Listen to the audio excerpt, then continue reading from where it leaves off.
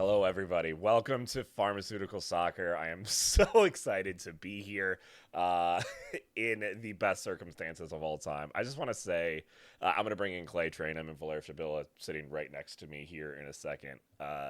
We've been doing this show for almost 300 episodes now. We've talked about this tournament, just being a part of it for as long as we have started recording. And the fact that we get to celebrate talking about a win, I get to look at the two of you in the eyes and talk about an Open Cup victory. It's a lot to think about. I mean, the wild thing to me, and so we're gonna get into all the stuff, but it was so cool where I was particularly situated during the game, and then I got to talk to Marcus Whitney afterwards, former NSC owner. And, we all wanted to win the League's Cup. It would have been cool if that was Nashville's first trophy, was to win the League's Cup. And it would have been a more impressive win, honestly, with who they played. But when I talked to Marcus was like, this is the one. This is the one I wanted to be the first trophy. Because this is the competition, and we've talked about it so many times on the show. This is the competition that Nashville has always played in. Yep. Like, when they were in NPSL, they were trying to play in the Open Cup. And then when they got to USL, they were already in the Open Cup trying to beat an MLS team. And they did. And now, and they did. And now they are the big MLS team, and they've won the Open Cup. Yeah. It's the most historic trophy in the sport. The Open Cup's 80 years older than MLS. And the best teams that have ever played in the U.S., for the most part, save, some NASL teams, have played in the Open Cup. And now Nashville's name is going to be on the same trophy that the Fall River Marksmen, the Bethlehem Steel, other MLS teams that we don't care about right now. But like some of the best teams that have ever played have won the Open Cup, and now Nashville is one of those teams. Well, and we've seen this tournament be a springboard for other things, right? I mean, obviously you get the what do you call it? The Champions Cup qualification. Obviously that's the easy one, but just in terms of what it does to the community, what it does to the market, like just in recent year, Orlando have won it and Houston have won it. Houston doing it in like really dramatic fashion in Miami against Miami, but even just those two, looking at them and what that did to that club and how it transformed the way they are talked about in the media, how it transformed the way they're talked about in their market. And I think that's a big thing for Nashville SC coming into this because, look, how many times have we come on this show and said Nashville SC have an opportunity because the present Titans, let's face it, kind of suck. And giving Nashville a winning team in itself, I know the sport isn't the biggest or whatever, that in itself is a big thing. And I think Nashville really values winning, not especially, but because Nashville values winning because Nashville's teams, all of them are new, including Nashville SC, which is the newest one, right? So then what you're looking at is that there isn't that legacy of grandpa passed it to dad is passing it to kid. That doesn't exist yet in the Nashville market. Maybe now we're starting to see some of that with the Preds and the Titans because they got in the late 90s. But for Nashville SC, this is the moment that you got to think about somebody with their kid will see. This is something that a 13, 12-year-old maybe remembers as they grow into, cheering for this team and being a fan. I think Taylor Washington Made the quote last night that this is the story I get to tell my grandkids about over and over again. Well, and to kind of carry on from that, friend of the show, David Bone, Nathaniel Bone, they've been around since the Metros days. And so I got to talk to David here, and he said the first Metros game he went to was U.S. Open Cup against the Kansas City Wizards when the Metros won. Oh, my God. Yeah, when the Metros won, and I think it was 98. And, this is the same competition. So this is in some ways, because Nathaniel's there with him, passing it down. Yeah. And so, it's just such a cool, cap, but it's not a cap because the domestic double is still in play, gentlemen.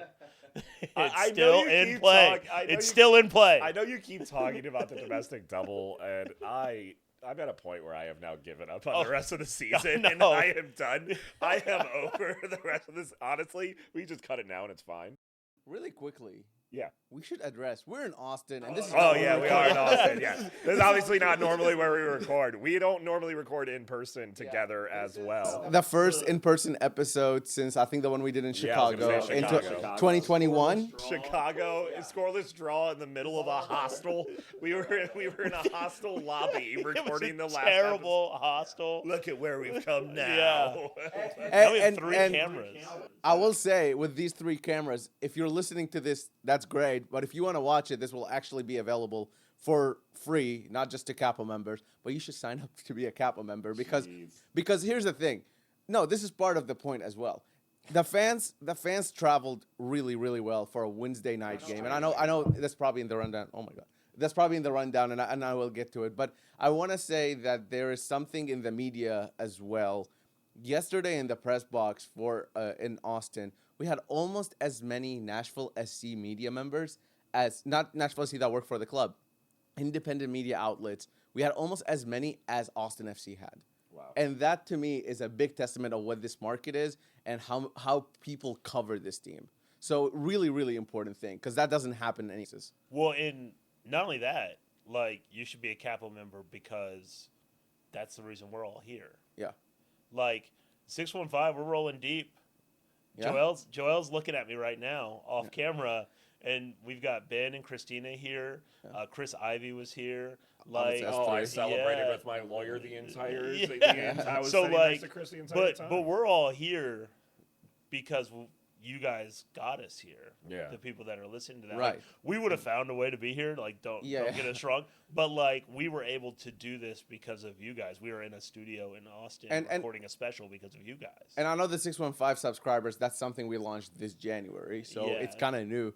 But the OG, like Patreon subscribers to Pharma Soccer, and even before that, the people who listened to Pharma Soccer when it was just like very casual, sort of in my apartment. I mean, now we've narrowed it down. I'm narrowing, with the joke that you narrowed it down to like one person. I'm narrowing it down to like, my roommate at this point. Like this is all plays into that. And people who laid the ground, and I tweeted this before I went to bed last night, actually. Like talking to Steven, a bunch of other supporters last night, pretty late, like 2 a.m.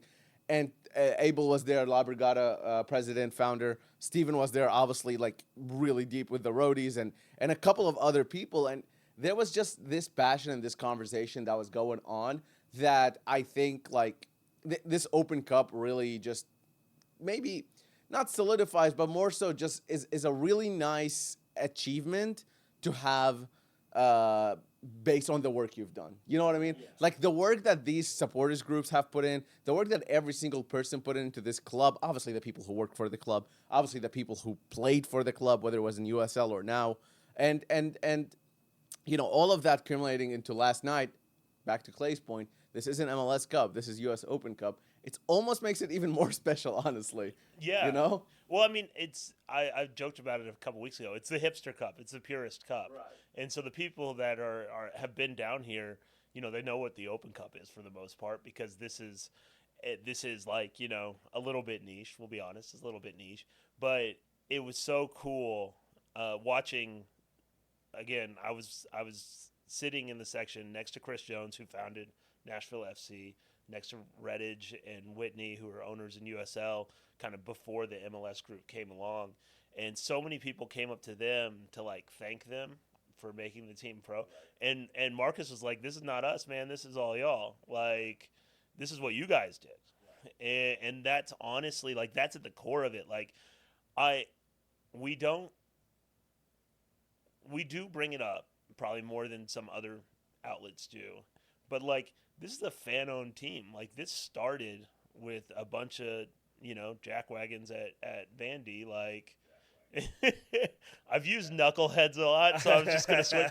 But this, like, just yelling, drinking roadie sodies. Like, half times at Vanderbilt. Yeah, like, that's what this started with. This started with, like, a bunch of NAIA and NCAA college players coming in and of all volunteer staff. And while this is a different team, because they've gone pro and there's been so many changes over the years, this all started essentially with the fans.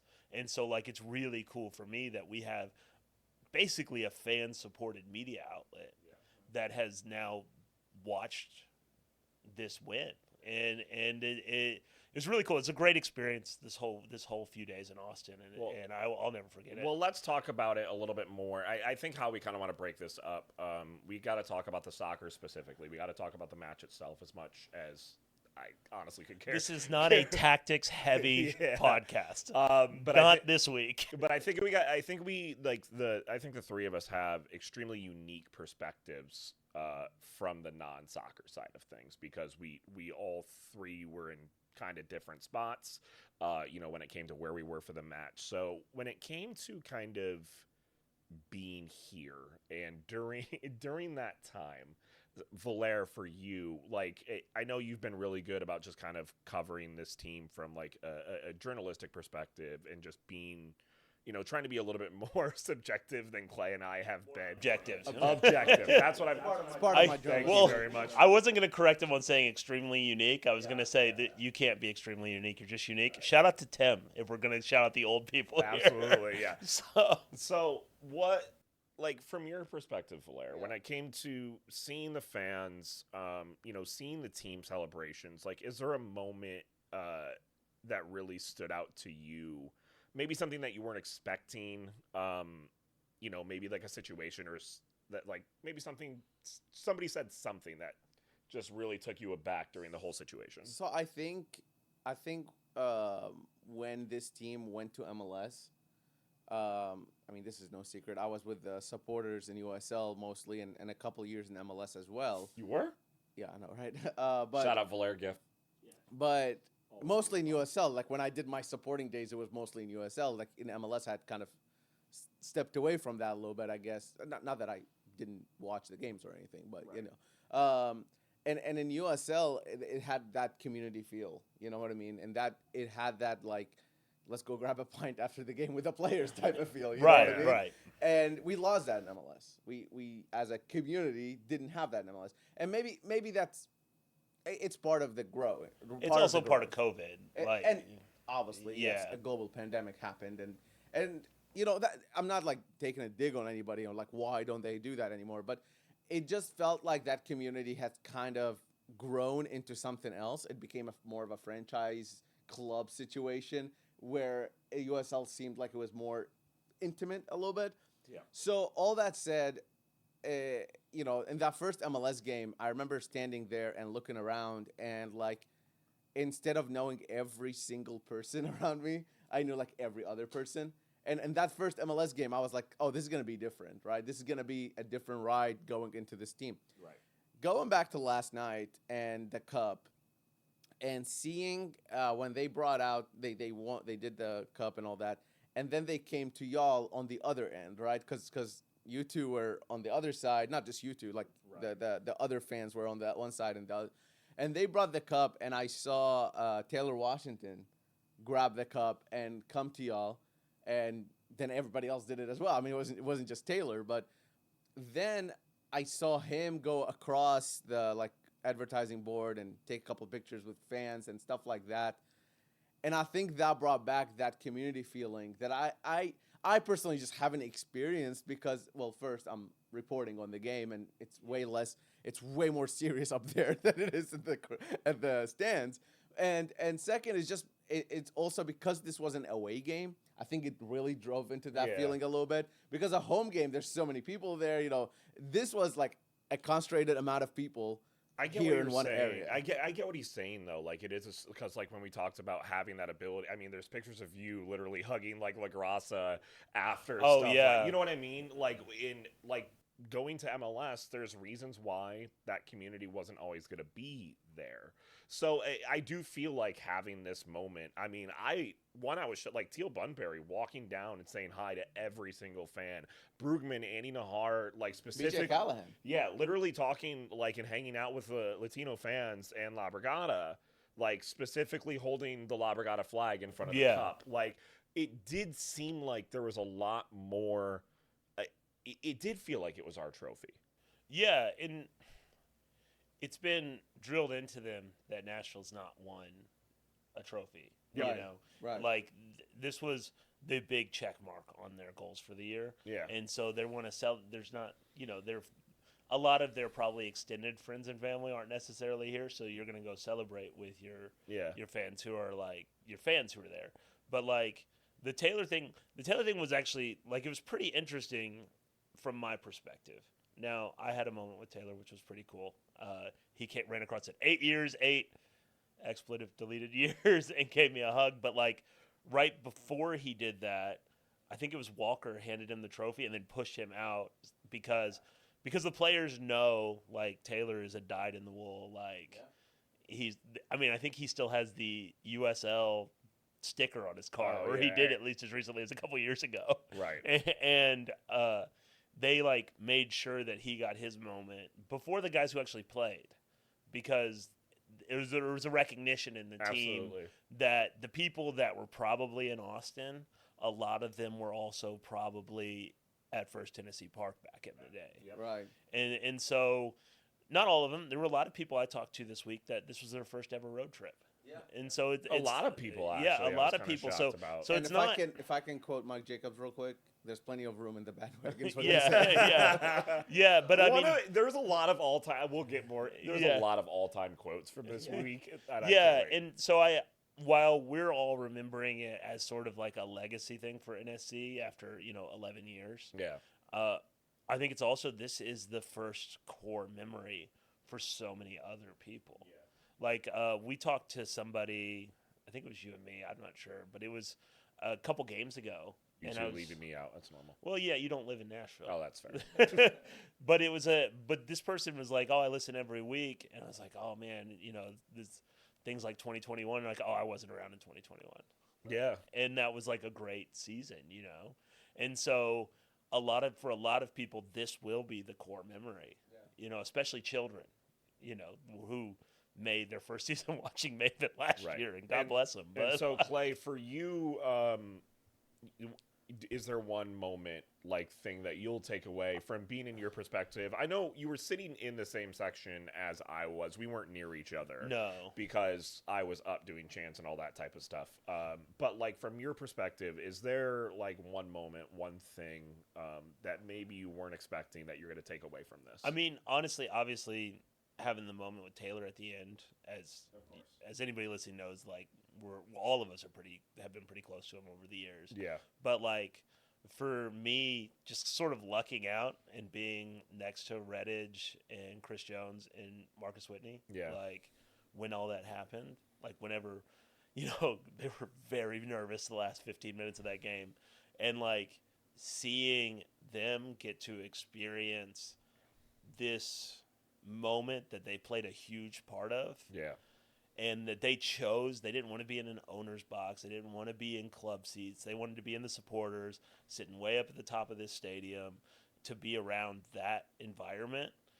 Because that's what they they were in the stands at Vandy before this was a pro team. Right. So, that's where they wanted to be. And so getting to watch them experience, especially Chris, who founded the club, that's the thing that I'm going to, I just lucked out. That wasn't planned or anything. I just sat on the aisle because I'm a fat guy and I just wanted to have more leg room. but it worked out that way. So it was really, really cool for me to see that. And then there's a gentleman next to me, never been to a road game, just got season tickets for the first time. Wow. And he was just like, I watch the Titans. I just want, to have some joy in my life. For sure. And so he just bought season tickets or whatever. And I was just like, oh, well, road games, sometimes they're a lot of fun. Sometimes they're really depressing. And fortunately for him, it was a really fun day. And one more thing I want to add to this, on this show, we've had our fair share of, constructive criticism for the club in operation and on the field, on whatever, right? And it's never anything harmful, but it's just, we've talked about this club. I think we've been objective about it a lot of times. And I think one of the coolest moments last night for me was that they brought in, while the players were still on the stage celebrating the cup, they brought in everybody who traveled with the team, the back staff people, the medical team, the even the equipment managers, the people. Super cool. Everybody came out and took a picture with the cup at the celebration, and obviously the front office people that were there as well with the shirts, everybody matching shirts. And I think that's really, really important because that's something I believe BJ Callahan has not created. It was there before him as well, but he's enhanced as this club, and that is something that from the bottom to the top, BJ Callahan has been inclusive of every aspect, not just of Nashville SC, but of Nashville as a whole. And he really makes it a point to never make it about himself. I mean, yesterday, Claudio, member of the media, check out his stuff, but he was just like, he had the first question on the press conference, and Claudio was just like, please, BJ, for one time, tell us how you really feel, like you personally. And he found a way to turn that into like, oh, Nashville and Nashville and CNN. And we're just sitting there like, bro, come on, like just say something about yourself. Say I for once, you know. Well, and that was the cool thing for me is like a lot of that staff has been there since USL. Yes, yeah. Like Sydney's been there for a long time. I mean, the player manager has been the same guy. Yeah, Jeff, from yeah. like, and it was crazy. Like he was still doing work at the end, trying to corral his guys. Sorry, you got to go do this. Well, he was so like locked in, and so Jeff came over, and I used to yell at Jeff every time he walked by. I used to as well, but I think he started to get annoyed, so I stopped doing it. And so he's given the wristbands to like players' families and whatnot, and I was like, Jeff, and he's like, All right, just like it's cool. Well, I wanna continue on Valaire's point a little bit when it comes to just the way that BJ Callahan has kind of made like just transpired just the way that this club comes to when it comes to inclusivity. And I think one of the big moments for me that I wasn't expecting was before the kickoff, and this was right before the kickoff, right before the team huddle, before they kicked the ball off. Every single player came over to where the supporters were and started clapping for them and started thanking them. And this was before the kickoff even started. After that moment, for me, like, it was something that I've never seen before from this club. I've seen them come over after away matches, all that type of stuff. But before the match to even start, like, have that happen, I was kind of in under perspective. We were going to win an FN Cup. Like, it was super cool to be able to see that moment. And that comes from people like BJ Callahan transitioning this club into being a little bit more transparent. I think that we've seen so many times and this isn't like to be taken the wrong way, when the players don't really realize that there's supporter sections there. Like, they may, like, know they're there. Yep. But they don't, like, think about it. Yeah. And the entire game, they had no mistaking that those folks were all there. And it was a pretty expensive flight for some people to get here, Steven. Don't book your flights the day before you leave. Yeah, it's not a good idea. It's so it's still in case worth you it. didn't know that If you didn't information. know that already, you should have booked them when we found out. But the players before both the half and before the game, always looking up there. Like during training, during warm-ups, they were looking up there. But like, one of the funniest parts is, I mean, Teal Bunbury's role this year has basically been to be a human victory cigar. Right. Like, come in, hold the ball, like, just waste time. Yep. And he did it at a very high level towards the end of that game. A human victory cigar. And like, he has that little at the end, and then he does it. He does this job perfectly. He wastes like 45 seconds, a minute, whatever it is, and then he like smiled and then looked like right up to everyone and was just like, oh, and it was not even just like a cheer. It was like a subtle thumbs up. It was like a yeah. I was like, Teal, I love you so much, because he was so intense in the moment, like when he was trying to hold on to the ball, and then just does this slick smile. Well, I mean, and that's like, people try and figure out Teal. He's an affordable player, but also he's a vet. He's been in finals. Yeah. He's been in big games. He knows what to do, and that is, I mean, I was so happy for him. I just wish he would get a goal this season. He doesn't have one. I was just going to say, when he started running, because he was running towards the goal, and he had an opening, but he went to the corner, which is the experienced smart thing to do. Yeah. That is, again, like, if Valaire was playing FIFA, he's not going to the corner. No, I'm going to try to score, because I'm not experienced like Teal Bunbury. But like, the thing is, like, your ball. Part of me, because Steve and I talked about it last episode, about like him scoring. I think. Oh yeah, that was my prediction. I Was a like, 2-1 with Teal scoring at Barbara the was end just for the sitting there, winner. like the most intense moment of the match. I was just like, if Phil Barberry scores here, Steven will be right. Like, that's Well, all I was hey, thinking about. I would remind you. I said it was going to be 3-1 with a goal right at the end to like. to So seal I it. was, Yeah, I was like, yeah. oh, this would be kind of Yeah, cool if to it ice worked out it. that way. Well, now that we're kind of getting into it, let's actually segue to the match talk. Oh, yeah, I specifically. forgot all that. No, I'm just kidding. We did have a match that we do need to talk about. 2-1, of course, Nashville winning the Open Cup. Goals from Hani Mukhtar in the beginning, and then of course Sam Surridge taking the penalty. I think obviously it was a little it was a shock to us when the lineup was announced a little bit. Some of the players that were left off the team sheet that we were kind of expecting, Walker Zimmerman, starting on the bench for this match was a little shocking to me. I know that both of you also were thinking about Brugman being in that midfield. There was no rotation, literally none. It was we're going with the hot hand. And we're going to go with Schwake as well because he has been the one that has led us to it. What were you scared, worried when that lineup came out? I do think that the way the game played out, maybe the game could have used Walker Zimmerman and Brugman in the first half, but I wasn't shocked. I mean, it made sense. We are rarely shocked whenever a team wins and they don't change anything. I will say this. Schwake is like, I mean, you can't ask for more. No, From what man he had a couple of like, you can have some minor gripes with a few things in the first half, but in terms of shot stopping, right, unbelievable, yeah, unbelievable. Man of the match. There was a couple moments that could have been a lot worse. I think the penalty was pretty cheap, but he saved it, so it didn't matter. And then he had an unbelievable save.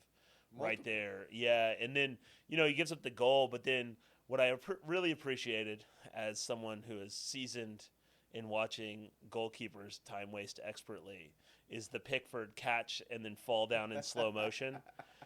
And I was like, I know that move real well. Hey, he didn't play in the 7th division in Scotland for him to not learn that. Okay. Shout out to Lynn Lithgow. Yeah, but I will say it's a really good place to start with Schwake because. The messages I got once the lineup was announced were not friendly to him. Let's just say from different fans. I think there was a lot of so funny too because the amount of stuff that we get back about Joe Willis not being up to snuff, and now people it's so funny. And I think his story, Schwake's story, accumulating into this final where he literally was just out of his mind in terms of saves that he made. And obviously the penalty and all that. What it really talks about, what it really represents, is that thing that BJ Callahan has been pounding on from day one of when somebody's number is called, they step up. Yep. And that's something I think Walker said in the mix zone. We talked to a good amount of players. Yeah, I think Walker said it. And he said, when you look at the Open Cup, it's different than MLS because of the different lineups we've had. They've had to field Huntsville guys in this Cup run. They've had to field Academy guys in this run. Right. They've obviously the MLS team has played in this run. And matter of fact, Taylor Washington's only minute this season came in the Open Cup as well. Yeah. So it's like really just accumulation of all of those. So because Schwake played that match the way he did, just proves this point throughout the season where, a season where Josh Bauer has stepped up, a season where Jason Palacios in his first year abroad has stepped up, a season where this is Eddie Taxa's first year too, obviously Sam Surridge, Hani Mukhtar, but a season where Ahmed Kazim scored. Who scored the winner in Orlando? Wyatt Meyer.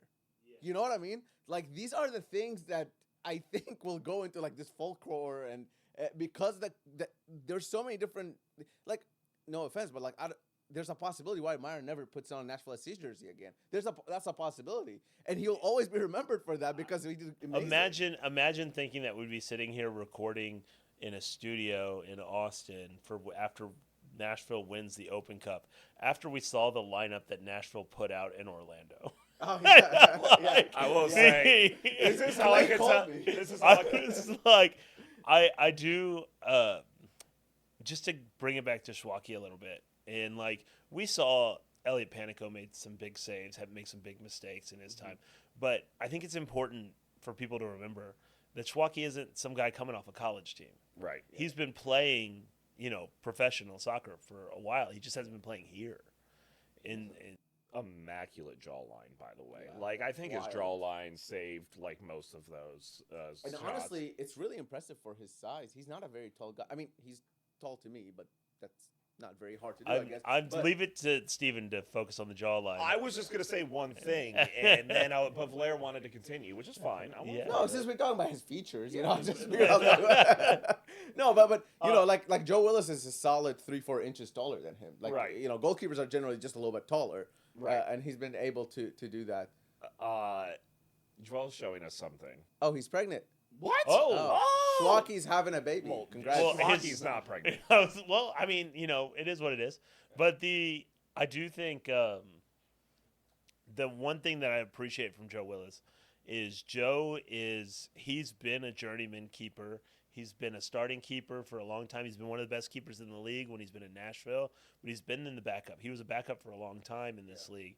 And when they were doing the trophy photos, he was making sure that like everyone felt included. Like Joe got his photo, and then he was like, "No, you pick it up. Like you want it." Yeah. And then Valdez, he called over. They did like a goalkeeper. Goalkeepers are like they're. I was gonna say weird is a great response. for baseball people, goalkeepers are like left-handed pitchers. If you're ever around a baseball team, left-handed pitchers are the weirdest people on the entire roster, and that's what goalkeepers are. And this is a very niche observation, but I worked in college baseball for a long time, and you're just like, oh, well, he's a lefty. He's a little strange. Well, let's talk. Let's get off of our love for goalkeepers because I know we do them and talk about the match a little bit. Valer, I'm curious just because from my perspective, I think there's a couple ways I think we need to talk about the refs at some point. I think we can do that in a little bit. But from an overall perspective, it did look just like an ugly match to me. Like on both sides of the ball. This is definitely not Nashville's best played game at all. I think even BJ realized that in was it the 65th or 70th he put Brian Acosta and Brugman on for and Bauer. And Bauer on where it's just like, no, we're playing Gary Smith ball to win this Open Cup. Yeah. Like, did that seem like that from your perspective as where 100%. Okay. Yeah. No, I mean it was not a pretty match from either side, to be fair. But Austin were the aggressor, which really surprising to me. Surprising to a lot of people. I think, when they were on the first foot, I'm like, wait a minute, where's this low block that we've been talking about the entire time? Well, I think the start of the second half, even before those subs, there was a point I saw something like I think it was a ball that bounced across a bunch of headers and it kept bouncing up and up and up and up, and I was like, this game sucks. Like from like a soccer perspective, I'm just like, this is not good at all. Like your goalkeeper is your man of the match. Like okay, cool, whatever. Like, but at the same time, I realized like this is such an important game that neither team really cares about this part. They care about getting a championship. For sure. One team got the championship. And in my halftime tweet, I remember saying this. I wrote something along the lines of like, this in the second half, experience will be very valuable. Whether it's Teal Bunbury taking it to the corner or Sam Sawyer stepping up to that penalty or Hani Mukhtar being in the referee's ear every single minute. Yep. I mean, I know we're getting to the referee situation, but that's the part that I was a little worried about for Nashville SC because I thought in the first half they lost that experience part a little bit. And I really, really thought that somebody needed to step up, whether it's Hani Mukhtar or one of the midfielders, and say, guys, you're ahead. We're ahead. Let's just calm down. Yeah. We don't need there was no need for Nashville to give the ball back to Austin so often. Yep. There was no need for that. And they've handled Austin's pressure fine. Like, pass it around a couple times, keep possession a little bit. And that talk just didn't happen in the first half. Yeah. But I think BJ said something to them because second half was a little bit different. I think that this is, speaking of the experience playing in this league, big games, obviously Walker Zimmerman has played in some massive games, not just for Nashville, but just in MLS. He's got a lot of experience. For an Open Cup final previously. And and so like when he came in as a sub, some of the mistakes that we were seeing from the central defense, it wasn't just Palacios. Mayer made a mistake or two as well. Like Zimmerman was snuffing them out. Yeah. Like, I mean, he was intercepting passes that Nashville just wasn't intercepting in the first half, and so like I think that we saw that sort of experience, and let's be honest, Zimmerman's also got a lot of experience in bunkering and holding on for a win, because especially in Nashville. Well, it was really funny to be able to see. We talked about it, before, this week of like what center back pairings that we would want in this match. With Walker Zimmerman being on. I wasn't expecting Palacios to be the one pulled off after Mayer, because Jack Mayer got the yellow card right there. So I'm like, oh, okay, Walker and Palacios a little bit more aggressive. But having that combination at the end of Walker and Jack Mayer, I think you're right. Like, there was so much more when it came to snuffing out those chances. I think it's probably there's multiple factors going into it. I think Austin got frustrated and started running out of ideas. Extremely. And so I think that probably made Nashville look a little bit better defensively, because Austin was kind of out of it. Yeah. But the one thing I will say, and we don't have a ton of time in this studio, so I don't really want to focus a lot on the referee.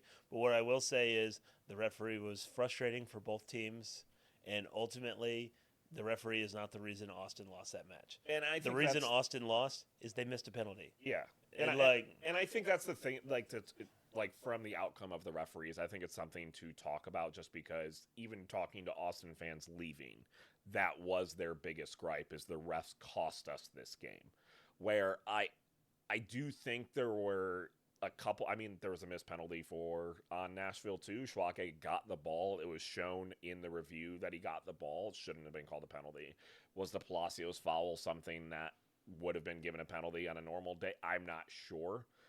Especially on a cup final, I don't know if that's a penalty that I would, be happy to see, change a match.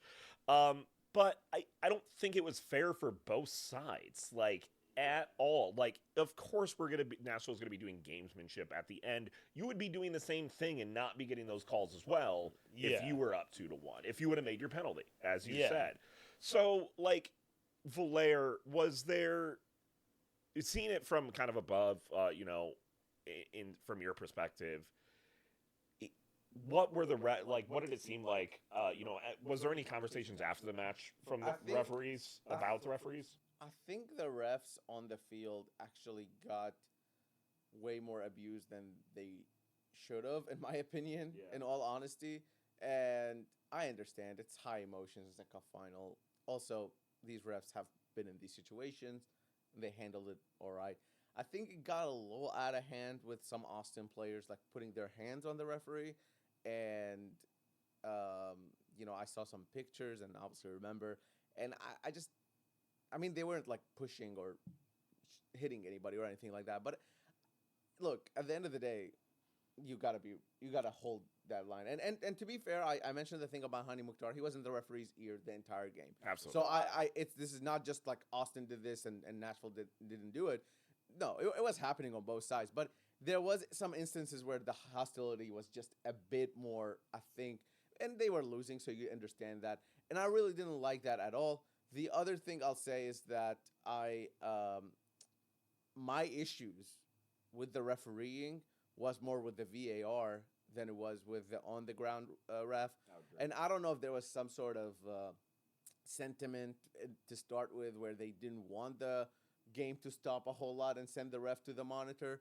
But I thought with both situations, the ref should have gone to the monitor. You bring the ref to the monitor. Yeah. I know she's confident in her call and everything, but that's the reason you have VAR. And this is a cup final. And I think in both situations, she might have reversed her decision. Is that a U.S. soccer thing where they didn't have the refs specifically go up to the monitor? I mean, they have VAR. I mean, they have the monitors. Thing. They have everything. The first one was really strange because they announced VAR in the stadium. Right. And usually if they announce it in the stadium, they are going to the monitor. She's going to go, yeah.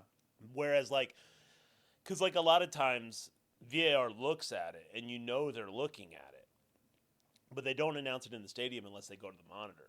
Yeah. And that's the part that is a little strange for me. But, honestly, I want to turn back to the players. Yeah, enough about like, refs. That's let's do that. I mean, it's a legacy game for Hani Mukhtar. Like, we were already on build the statue. You know, Right. Easy. This is. I am so happy. I mean, we talked about this. You know, was it last week or 2 weeks ago? Yeah. Like, he is like now permanently entrenched in sort of a Nashville sports Mount Rushmore. Like, he came in, was the best player in MLS for a few years. Now he brought a trophy to Nashville. Like, and it wasn't like hang out on the end of the bench on a good team. Like, he's directly involved in everything about this Nashville team still, and scored in the final. Like, and scored kind of a typical Hani goal where it just kind of falls to him and he shoots it complete. Like, that's Really a good hard shot. finish. It's a really difficult finish. Yeah. And I was so happy for him to just score in the final. Like, even if it wouldn't have worked out Nashville's way, Hani getting a goal in a final, like, that's what you want to see. And then Sam Surridge, man, 4 goals in the last 2 games of the Open Cup, like, it's insane. He's the Open Cup leading scorer with 6. Yeah, And he didn't play the first 2 games. yeah. So, you know, it's not like he was beating up on, like, you know, USL teams. I do want to say on that goal, just because you mentioned it, the cross comes from Sam Surridge. Yeah. Beautiful cross. Oh, a beautiful ball. This guy is a into striker. Schaffelberg. Who, by the way, was playing left back at the end of the game. I don't know if y'all I noticed did that. notice that. Actually, he was in the tunnel. He wasn't Yeah, there. he was in a tunnel at the end of He the game. also Which, had- by the way, Valer, he confirmed he did not know he had a yellow, right? No, I asked him. I was like, "Is this the happiest red card you've ever had?" That was my question to him. And he was just like, "Yeah, I didn't know." I had a yellow card. And then Hani chimes in from the side and he goes, "Yeah, he's lucky. He's lucky he waited too late to get that red card." He was like, "Otherwise, he would have been in big trouble." Like, you know, because he would have if he didn't realize he had a yellow card in the 70th minute. I that would have if made there would that have been game 5 more way points. different. I thought, because I didn't know he was already on a yellow, I thought, oh, what a brilliant time-wasting move. Oh, whatever. absolutely. Just get the yellow. I thought it was great. Yeah. I even think the ref was surprised. Like, wait a minute, no, I got to give him a second yellow. Not only did the cross come from Sam Surridge, I do want to say Jacob Schaffelberg does really good with the aerial duel. Oh, yeah. Let me repeat this thing. Sam Surridge crosses the ball to Jacob Schaffelberg in the box, who does really well with his aerial duel, for the ball to bounce to Hani for him to score. So, like, yeah, I don't know. Like, man, honestly- sometimes you just got to do it. Okay. stop. Well, I mean, I think Valer was correct, you know, in his first kind of, he brought it up at the beginning of the game of, this game sucks in a lot of ways. Just being able to have, like, Jacob Schaffelberg be that guy in the box, I mean, of course, we talk about wingers on this show all the time. Never would have thought he was the one, of course, kind of making that pass, you know, of course, at the end, you know, with the gamesmanship. Nashville did a fantastic job of kind of just sealing the win, and we are coming home now as champions. Yeah, I want to talk about the second goal because it was not a good penalty take from Sam Surridge. No, either. right down the middle. Right down the middle and not very hard. And you could tell he didn't think it was a good one because the way that he celebrated was like more relief. But like you know joy. what he said in the press conference? And look, players are high, intense moments. I don't know. He said that he had decided earlier in the week exactly how he was going to hit his penalty during the game if he got an opportunity, and how he's going to change it up for the penalty shootout. And he had decided where he's going to shoot and how he's going to shoot earlier in the week. And I'm like, that was your decision? I could tell that I think he needed a moment because I think the nerves were there because he went and reset the ball. Like, I think he reset it. He barely moved it to reset it. I think that was like, wait a minute, let me just bring myself down a minute. I mean, I'm assuming, obviously we're, you know, however many yards away from him, but when he came over and reset the ball, I was like, oh man, you're a little nervous, aren't you, bud? Yeah. And then that wasn't the most confident penalty, and then when he celebrated, it was more like all right, good, it went in. Yeah. And I do want to bring this up because I just think it's fun. The post game we went to you took forever to get there, by the way. But yeah, it was such a cool thing that we ended up in a bar with so many people who had been around for so many years. Yep. And Steven and I both thought pretty hard about just going back to the Airbnb. Yes, It's absolutely. like- We were like, it's dead. hot. It's hot here. We had to walk a mile to I- get to the stadium. I know it's a weird thing, but like chanting for 90 minutes, I forgot what it's like to be in like form. Oh. Like preseason Oh. form. I was not in good I forgot. form. I forgot to tell you guys this. I had like a full body spasm Oh. in like the first 10 minutes. That's not what I expected to hear. Like That's not either. no, like literally, I don't know why. I don't know if it was just like I probably needed to drink more water. Probably. the But like, water if you thing. looked over to the first 10 minutes, you just saw me like stretching. I almost went to the first aid thing. Like that's Wow. how bad it was. And then like after probably like 20 minutes or so, I mean Nicole probably made me not think about it for a minute. But like I was sitting there, I was like, am I gonna have to go to first aid and not be able to watch this game? Like the first literally 10 minutes is all I was thinking of. Yeah. And then I completely forgot about it until just now. No, which one shout out Orabello's, by the way. They are fantastic. Give them 5 stars Yeah, on I'll- Google. If you did go to that restaurant, they literally just opened up that restaurant to us. Shout out Chakra. Yeah. For both the pregame, the night before, and going there. They stayed open way past their hours. Yeah, they literally closed at 11 and stayed open to us until 12:30, which was awesome. So shout out to them.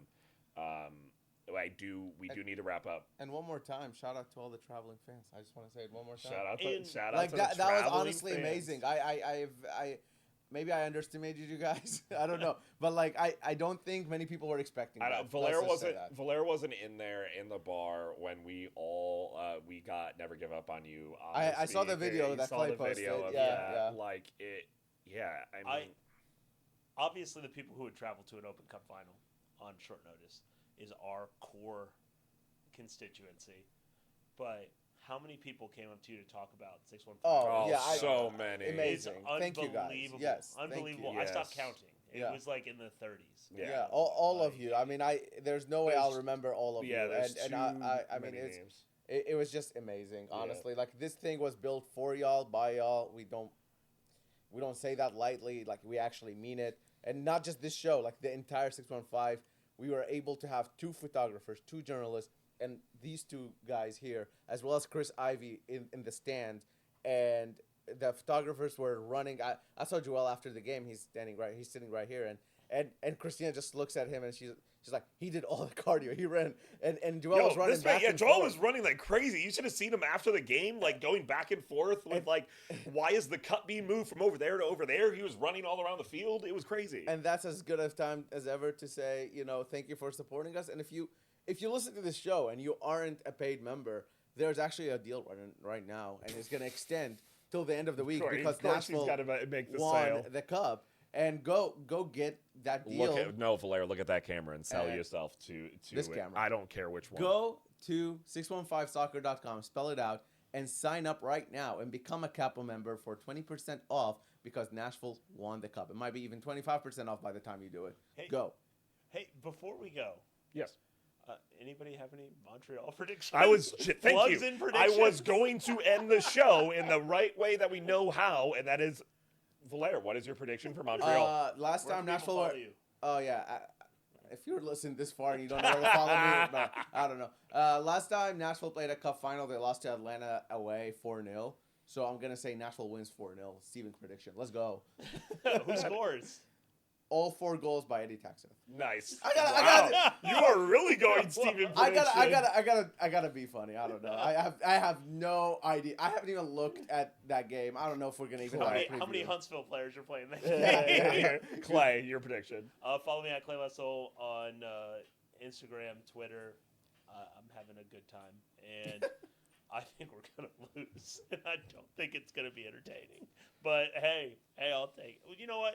To hell with it. Nationals gonna win 5-0 with 5 goals from